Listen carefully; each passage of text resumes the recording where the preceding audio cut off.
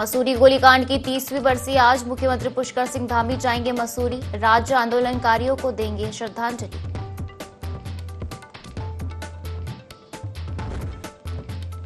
भाजपा का सदस्यता अभियान आज से शुरू, 25 सितंबर तक चलेगा प्रथम चरण। 18 करोड़ से अधिक सदस्य बनाने का पार्टी ने रखा है लक्ष्य।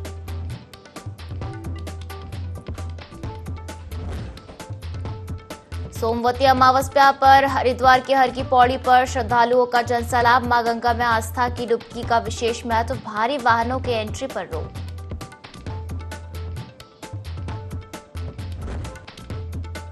डाक पत्थर झूला पुल से 16 वर्षीय युवक ने लगाई छलांग। शक्ति नहर में लापता युवक की तलाश में एसडीआरएफ का सर्च अभियान जारी। अपनी मौसी के घर आया था युवक।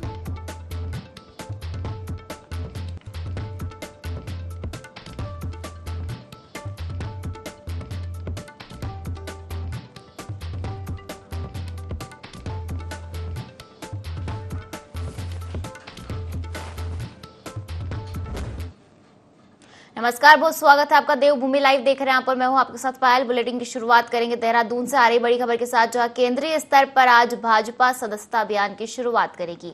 25 सितंबर तक अभियान का प्रथम चरण चलेगा। 18 करोड़ से अधिक सदस्य बनाने का पार्टी ने लक्ष्य रखा है। उत्तराखंड में कल कार्यक्रम का शुभारंभ किया जाएगा।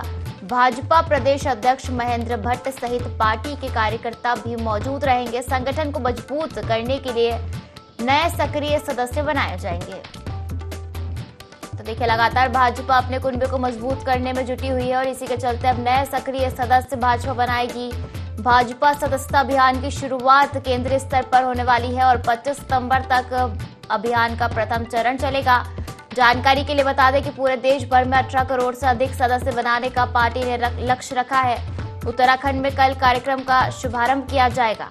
बता दें कि भाजपा प्रदेश अध्यक्ष महेंद्र भट्ट सहित पार्टी के कार्यकर्ता भी इस दौरान मौजूद रहेंगे। संगठन को मजबूत करने के लिए नए सक्रिय सदस्य बनाए जाएंगे। तो ये बड़ी खबर देहरादून से, जहां केंद्रीय स्तर पर आज भाजपा सदस्यता अभियान की शुरुआत होगी। 25 सितंबर तक अभियान का प्रथम चरण चलेगा। 18 करोड़ से अधिक सदस्य बनाने का पार्टी ने लक्ष्य रखा है। जानकारी के लिए बता दें कि उत्तराखंड में कल कार्यक्रम का शुभारंभ किया जाएगा। चलिए, इसी खबर पर ज्यादा जानकारी लेंगे। हमारे साथ संवाददाता विनय सूद लाइव जुड़ गए हैं। विनय, लगातार भाजपा अपने कुनबे को मजबूत करने के लिए सदस्यता अभियान चला रही है और उत्तराखंड में केंद्रीय स्तर पर आज भाजपा सदस्यता अभियान की शुरुआत होने जा रही है। जी, क्या कुछ अधिक जानकारी? जी बिल्कुल पायल, देखिए आपको बता दें कि भाजपा सदस्यता जो अभियान है उसकी शुरुआत आज से केंद्रीय स्तर पर होने जा रही है। वहीं 18 करोड़ से ज्यादा जो सदस्य हैं अभी तक भाजपा सदस्यता अभियान के तहत जो है अभी फिलहाल उनकी जो संख्या है। साथ ही साथ इसके अलावा अगर बात की जाए तो 10 करोड़ सदस्य और साथ में जोड़ने का पूरे देश का जो लक्ष्य है इस दौरान बीजेपी द्वारा यहाँ पर रखा गया है। वहीं प्रदेश की अगर बात की जाए, उत्तराखंड की अगर बात की जाए तो उत्तराखंड में भी जो लक्ष्य निर्धारित किया गया है वो 30 लाख जो सदस्य हैं उनको इस दौरान भाजपा से जोड़ने का जो लक्ष्य है वो रखा गया है। तो देखा जा सकता है कि पूरी तैयारियों में भाजपा जिस तरीके से जुटी हुई है, सदस्यता अभियान की जो शुरुआत है वो आज से केंद्रीय स्तर पर हो चुकी है और कल जो है उत्तराखंड में भी इसकी कार्यक्रम को लेकर के जो है शुरुआत होगी। मुख्यमंत्री पुष्कर सिंह धामी भी इस दौरान इस कार्यक्रम में शिरकत करेंगे। साथ ही जो प्रदेश अध्यक्ष हैं भाजपा के महेंद्र भट्ट, वो भी इस दौरान इस कार्यक्रम में मौजूद रहेंगे। साथ ही बड़े जो पदाधिकारी हैं, कार्यकर्ता हैं, वो भी इस दौरान इस कार्यक्रम में मौजूद रहेंगे। तो हर तरह से संगठन को जो मजबूत करने का जो कार्य है वो भाजपा द्वारा उत्तराखंड में किया जा रहा है। तमाम जो प्रयास हैं वो इस दौरान भाजपा लगातार करती हुई नजर आ रही है। तो देखा जा सकता है कि संगठन को किस तरीके से मजबूत किया जा सके और अब जिस तरीके से जो चुनाव है, चुनाव की अगर बात करें, जो चुनाव है उनको लेकर के भी रणनीति जिस तरह से भाजपा की तैयार रहती है और हर तरह से पार्टी पूरी मजबूती के साथ जो चुनाव में यहाँ पर दिखाई देती है, अपनी जीत का परचम भी लहराती है। तो देखा जा सकता है कि पूरा मैनेजमेंट जो है भाजपा का वो पूरी तरह से सक्रिय है तो है ही। साथ ही अब जो नए सदस्य इस दौरान जोड़े जाएंगे उनको भी जो है इसी के तहत जोड़ा जाएगा कि किस तरीके से पार्टी को और मजबूत किया जा सके, संगठन को किस तरीके से जो है मजबूती की ओर ले जाया जा सके। जी जी बिल्कुल विनय, तो देखा जाए तो 18 करोड़ एक बड़ा लक्ष्य सदस्य जोड़ने के लिए बीजेपी ने रखा है। जी माफ कीजिए, 10 करोड़ सदस्य जोड़ने का लक्ष्य रखा है बीजेपी ने। एक बड़ा लक्ष्य है ये। क्या कुछ क्राइटेरिया बीजेपी ने तय किया है सदस्यता लेने का? जी बिल्कुल पायल, देखिए बूथ स्तर की अगर बात करें तो बूथ स्तर पर जो है इस दौरान भाजपा के जो पदाधिकारी हैं, जो कार्यकर्ता हैं, वो इसको लेकर इसकी शुरुआत करेंगे, क्योंकि जिस तरह से जो बूथ हैं, बूथों में जो रहने वाले जो युवा हैं, जो सदस्य हैं, उनको इस दौरान जो है यहाँ पर जोड़ने का जो कार्य है वो भाजपा सदस्यता अभियान के तहत किया जाना है। और जो पूरी तैयारियां हैं उत्तराखंड में इसको लेकर के कर दी गई है। अभी हाल ही में जिस तरह से भाजपा की एक बैठक भी हुई थी, तो उसमें भी मुख्यमंत्री पुष्कर सिंह धामी ने साफ तौर पर कहा था कि भाजपा जो है एक ऐसी पार्टी है जो हर तरह से मैनेजमेंट के तहत जो है अच्छा कार्य करती हुई नजर आती है। सरकार भी जिस तरीके से कार्य उत्तराखंड में कर रही है वो भी काफी बेहतर है। लोग जो है उनकी सराहना भी करते हुए इस दौरान नजर आते हैं। तो ऐसे में पार्टी की अगर यहाँ पर बात की जाए तो जो पार्टी है, पार्टी के जो पदाधिकारी हैं वो भी इस बैठक में मौजूद रहे थे। तो अब जो यहाँ पर कल की अगर बात करें उत्तराखंड में, जो कल जिस तरीके से कार्यक्रम का शुभारंभ किया जाएगा, उसके बाद में जो नए सदस्य इस दौरान बनेंगे, उसको लेकर के बीजेपी की तैयारी पूरी हो चुकी है। और कल बड़ी संख्या में जिस तरीके से यहाँ पर भाजपा ने दावा किया है कि जो 30 लाख से ज्यादा जो सदस्य है वो उत्तराखंड में भी जोड़े जाएंगे। जी जो बिल्कुल विनय, तो कहा जा सकता है कि वर्तमान में भाजपा के 18 करोड़ सदस्य है और अब एक नया टारगेट 10 करोड़ सदस्य बनाने का लक्ष्य भाजपा ने रखा है और केंद्रीय स्तर पर भाजपा सदस्यता अभियान की शुरुआत होने जा रही है। फिलहाल शुक्राम से जुड़ने के लिए और जानकारी साझा करने के लिए। आगे बढ़ेंगे और हरिद्वार में बेखौफ लुटेरों ने ज्वेलर्स की दुकान में 5 करोड़ की लूट की। पूरी घटना ज्वालापुर कोतवाली क्षेत्र की है, जहां बालाजी ज्वेलर्स की दुकान में दिन दहाड़े 5 लुटेरे घुस गए और दुकान में रखी ज्वेलरी लूट ली और मौके से फरार हो गए। घटना का सीसीटीवी फुटेज भी सामने आया है। सूचना मिलते ही पुलिस मौके पर पहुंची और मामला दर्ज कर जांच में जुट गई है।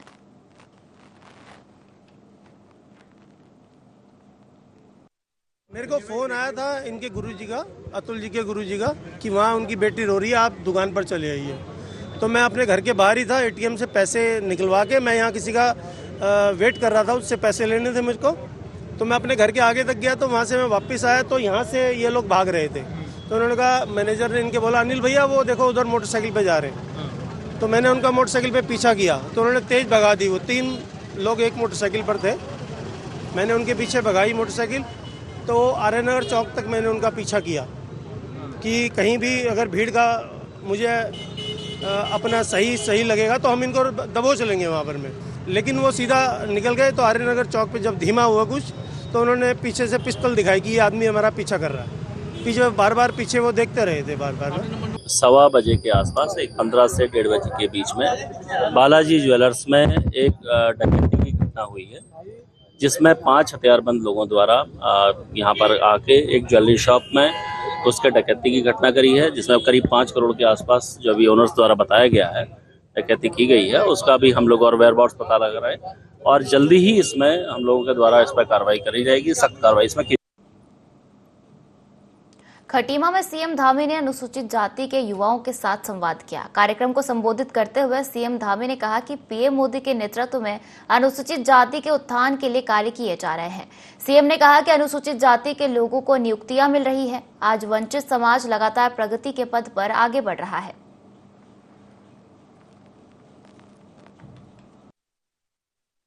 आदरणीय मोदी जी ने हर योजना में गरीबों को रखा है, वंचितों को रखा है और शोषितों को प्राथमिकता दी है। आदरणीय प्रधानमंत्री जी ने वायदा किया है कि अपने तीसरे कालखंड में, तीसरे कार्यकाल में इस वर्ग के उत्थान के लिए, यानी कि दलित समाज के उत्थान के लिए नए कार्य करेंगे। अनेक कार्य उन्होंने कहा है कि अभी तो केवल ट्रेलर आया है, उसकी अभी पिक्चर आनी बाकी है। आज प्रधानमंत्री अनुसूचित जाति अभ्युदय योजना जैसी बहुत सी योजनाएं पूरे अनुसूचित समाज के कल्याण और समृद्धि में अपनी महत्वपूर्ण भूमिका निभा रही है। भाइयों बहनों, हम सभी जानते हैं कि राष्ट्रपति द्रौपदी मुर्मू से पहले देश के प्रधानमंत्री रामनाथ कोविंद जी बने राष्ट्रपति पर आसीन होना, पहले अनुसूचित समाज के, उसके बाद अनुसूचित जनजाति समाज के। ये मोदी जी की सरकार अनुसूचित समाज के प्रति भाव और भावना, इसका स्पष्ट उदाहरण है। कोई कुछ भी कहता रहे, पहले इस प्रकार की कल्पना करना भी बहुत दूर की बात थी, मोदी जी ने साकार करके दिखाया।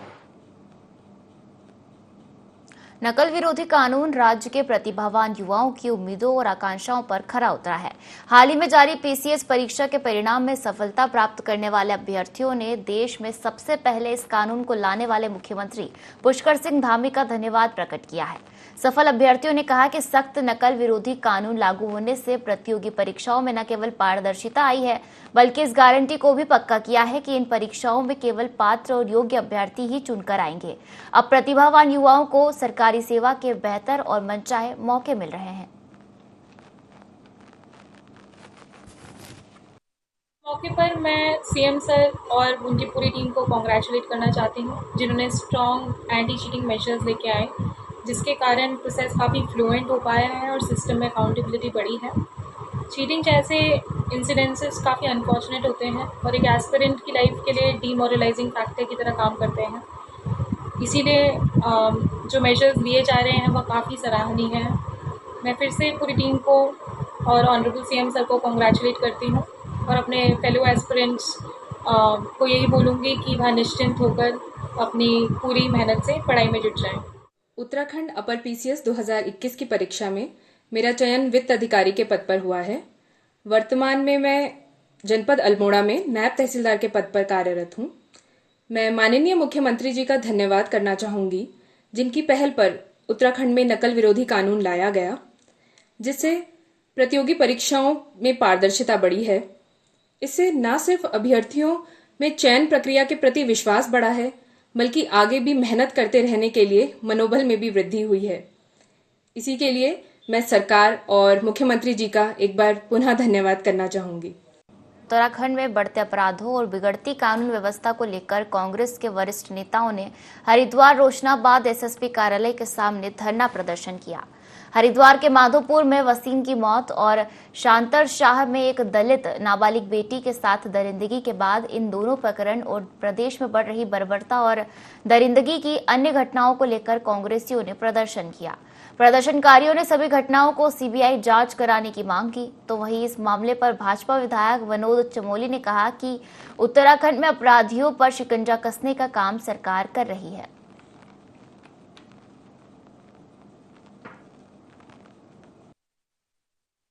देखिए, अपराधियों पर शिकंजा कसने का काम मेरी सरकार ने किया है और जितने भी मामले आपराधिक हुए हैं और हमारे सामने आए हैं, सभी में लगभग खुलासा हुआ है और जो अपराधी लोग हैं वो शिक्षकों के पीछे हैं, उनके ऊपर सख्त से सख्त कार्रवाई हो रही है। तो जहां तक कानून व्यवस्था को ठीक रखने का काम है, तो मेरी सरकार उसमें पूर्णतः सफल है और कहीं पर भी इस तरह की सूचनाएं आती है तो सरकार त्वरित कार्रवाई करती है और पुलिस का काम निश्चित तौर पर सराहनीय है। तमाम बड़े मामले राजपुर रोड की डकैती से लेकर और वर्तमान में जो आईएसबीटी पर जिस प्रकार का मामला सामने आया, पुलिस ने बहुत कम समय रहते हुए तमाम अपराधियों को पकड़ा है और उन पर आज कार्रवाई। उत्तराखंड राज्य के निर्माण के दौरान आंदोलनकारियों के साथ आंदोलन की तस्वीर दिखाने वाले और उनके आंदोलन को तस्वीरों के माध्यम से सरकार तक पहुंचाने वाले फोटोग्राफर हरि सिंह गुंसोला को उत्तराखंड राज्य आंदोलनकारी का दर्जा नहीं मिल पाया है। आंदोलन के दौरान उनके द्वारा खींची गई फोटो राष्ट्रीय अखबारों के मुख्य पृष्ठ पर प्रकाशित की गई थी। आज अधिकतर लोगों का चिन्हीकरण उनके द्वारा खींची गई फोटो को आधार मानकर ही किया गया है, लेकिन आज भी उनको राज्य आंदोलनकारी का दर्जा नहीं मिल पाया है। 2 सितंबर 1994 को भी उनके द्वारा पुलिस की बर्बरता को कैमरे में कैद किया गया, जो देश के कई नामी गिरामी समाचार पत्रों में प्रमुखता से प्रकाशित की गई। हरि सिंह गुंसोला अपनी मृत्यु से पहले कई बार राज्य आंदोलनकारी होने के सारे दस्तावेज जमा कर चुके थे, लेकिन अभी तक उनका चिन्हीकरण नहीं हो पाया है। उनकी धर्मपत्नी श्रीमती बीना गुंसोला आज भी सरकारी कार्यालयों के चक्कर काटकर थक चुकी है, लेकिन उन्हें आज तक उत्तराखंड राज्य आंदोलनकारी का दर्जा नहीं मिल पाया है। वो तो बहुत ही दुखदायी घटना बोले, उसको क्या बोले, बहुत ही कठिन समय था वो। जब उस दिन गोलियां चली तो हमारे 6 जने हम लोकल लोग मरे थे उसमें। अब देखिए क्या बोल सकते हैं, कितने साल हो गए, आज 26 साल, आज तक हमारा चिन्हीकरण भी नहीं हुआ। जबकि मेरे हस्बैंड ने ही सारा फोटोज ली थी, वो फोटोग्राफी उन्हीं की है। जो सरकार ने केस लड़ा उन्हीं फोटो के बेस पे लड़ा, लेकिन आज तक हमारा तो आंदोलनकारी में भी नाम नहीं है। देखो, हरि सिंह गुंसोला फोटोग्राफर थे और जिस दिन 2 सितंबर को एक घटना हुई उस दिन उन्होंने ही सबसे ज़्यादा फ़ोटो वहाँ पर खींचे और वही फ़ोटो अखबारों से लेके हर जगह लगे और उन्हीं फ़ोटो के बदौलत से आज उत्तराखंड राज्य आंदोलनकारी को न्याय मिला।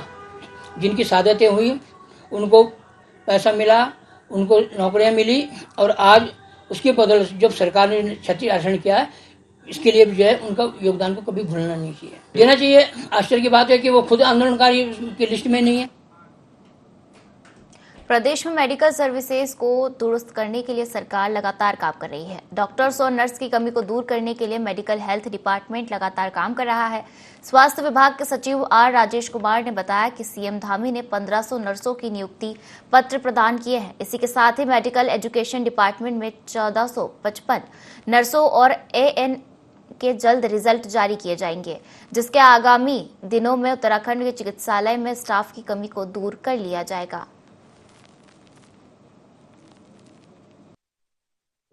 नर्सेस हैं, नर्सेस की तैनाती जो है लगभग 1500 नर्सेस के तैनाती तो हुई, अभी हाल ही में हुई है मेडिकल हेल्थ डिपार्टमेंट में।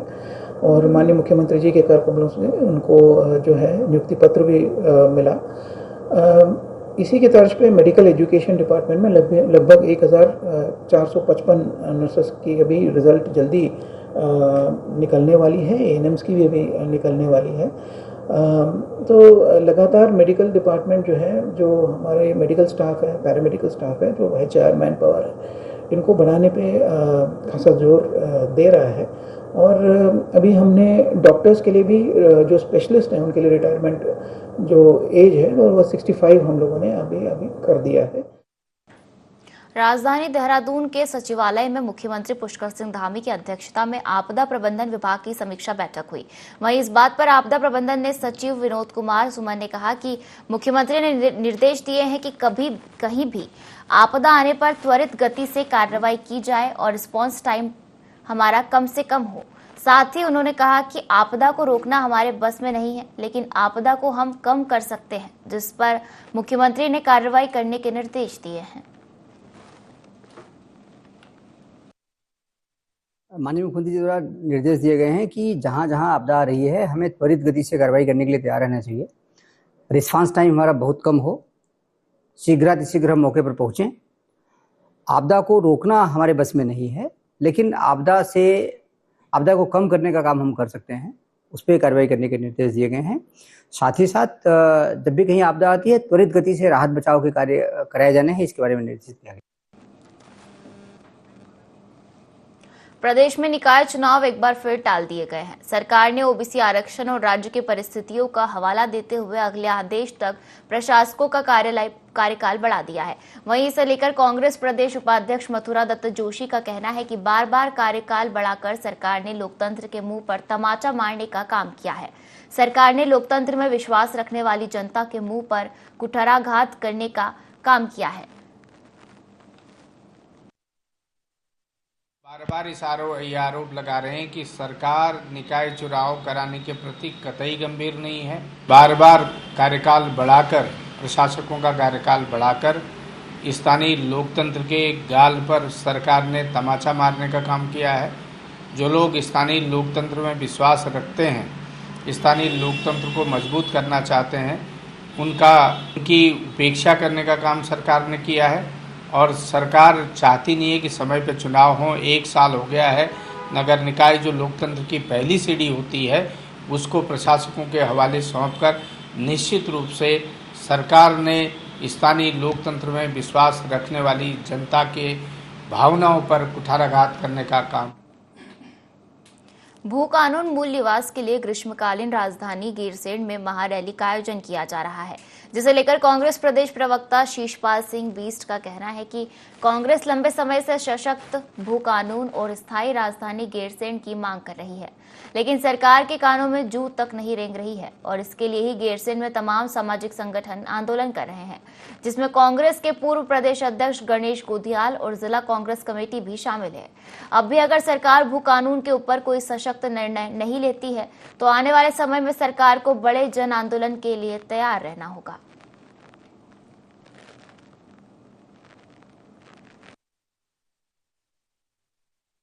कांग्रेस पार्टी लगातार गैरसैंण को अस्थायी राजधानी घोषित करने, मूल निवास और भू कानून के मुद्दे पर कड़े कानून बनाने की मांग कर रही है, लेकिन इस गूंगी बहरी सरकार के कानों में जू नहीं देख रही है। और आज सामाजिक संस्थाओं ने, आंदोलनकारी संगठनों ने गैरसैंण में इन सभी मुद्दों को लेकर के एक आंदोलन की रूपरेखा रखी है और कांग्रेस पार्टी का उसको समर्थन है। हमारे पूर्व अध्यक्ष आदरणीय गणेश गोधियाल जी स्वयं वहाँ पर उपस्थित हैं, हमारे जिलाध्यक्ष वहाँ पर उपस्थित हैं और निश्चित तौर पर अगर सरकार अभी भी नहीं चेतती है और जन भावना के अनुसार, आंदोलनकारियों की भावना के अनुसार अगर फैसले नहीं लेती है तो निश्चित तौर पर राज्य में बड़े आंदोलन के लिए सरकार को तैयार रहना।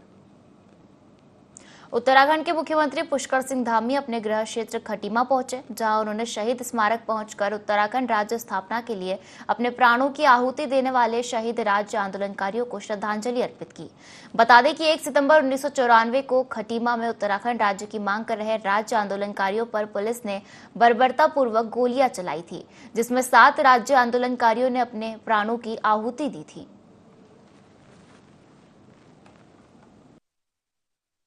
आज का दिन मेरे लिए भी बहुत भावुक क्षण है, इसलिए इस अवसर पर बहुत अधिक न कहते हुए मैं एक बार खटीमा गोलीकांड के सभी बलिदानियों को मैं श्रद्धा सुमन अर्पित करता हूं और यही कहना चाहता हूं कि जब तक हम उन आंदोलनकारियों के सपनों का उत्तराखंड नहीं बना देते तब तक हम चैन से नहीं बैठेंगे और जो हमारा विकल्प रहित संकल्प है, उस विकल्प रहित संकल्प को पूरा करने के लिए, प्रदेश की उन्नति के लिए एक एक क्षण और एक एक पल लगाएंगे।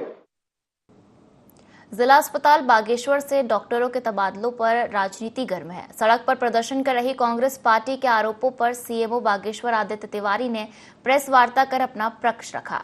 सीएमओ बागेश्वर ने कहा कि जिला अस्पताल बागेश्वर से तबादला होना विभागीय प्रक्रिया है। वर्तमान में जिला अस्पताल में डॉक्टरों की संख्या पूर्ण है। तबादलों के बाद भी व्यवस्था सुचारू रूप से चलाई जा रही है। बागेश्वर में सभी डॉक्टर ईमानदारी पूर्वक कार्य कर रहे हैं।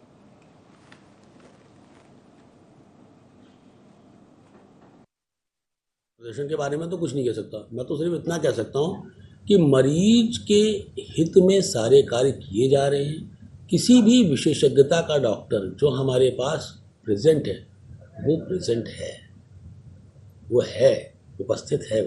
3 डॉक्टरों के स्थानांतरण हुए, उसमें जो है डॉक्टर वीके टमटा का चार्ज डॉक्टर त्रिपाठी ने ले लिया है। तो सीएमएस का कार्य तो एज यूजुअल चल रहा है। जब अब बात आती है जो बाल रोग विशेषज्ञ, तो बाल रोग विशेषज्ञ की जगह भी हमारे पास बाल रोग विशेषज्ञ है वहाँ पे, तो अभी तो ऐसी कोई परेशानी है नहीं। मेरा भरसक प्रयास रहेगा कि मैं पूरी ईमानदारी से कार्य करूँ, कर्तव्यनिष्ठ रहूँ, अपने कर्तव्य जिस कार्य के लिए मुझे भेजा गया है उसको अच्छी तरह से निभाऊँ, जिससे मेरा जिला आगे बढ़े, मेरा प्रदेश आगे। हरिद्वार में सोशल मीडिया पर फॉलोइंग बढ़ाने के लिए कुछ ब्लॉगर बेलगाम होकर कानून हाथ में लेने से भी गुरेज नहीं कर रहे हैं। ब्लॉगर समाज सेवा और गैर कानूनी गतिविधियों पर रोक लगाने के नाम पर खुद ही कैमरा लेकर न सिर्फ छापेमारी कर रहे हैं बल्कि लोगों से मारपीट तक कर रहे हैं। सोशल मीडिया पर लाइक बढ़ाने के लिए ब्लॉगर संवेदनशील चीजों को भी लाइव दिखा रहे हैं। पुलिस द्वारा ऐसे ब्लॉगरों पर कार्रवाई न करना इन ब्लॉगरों के हौसले बुलंद कर रहा है। हालांकि इस बारे में पूछे जाने पर हरिद्वार के एसएसपी प्रेमचंद्र डोभाल ने कहा कि ऐसे ब्लॉगरों पर कार्रवाई करने की चेतावनी दी है, साथ ही ये हिदायत भी दी है कि अपनी सीमा में रहकर ही सभी को सोशल मीडिया उपयोग करने का अधिकार है। कानून को हाथ में लेने वालों को बख्शा नहीं जाएगा।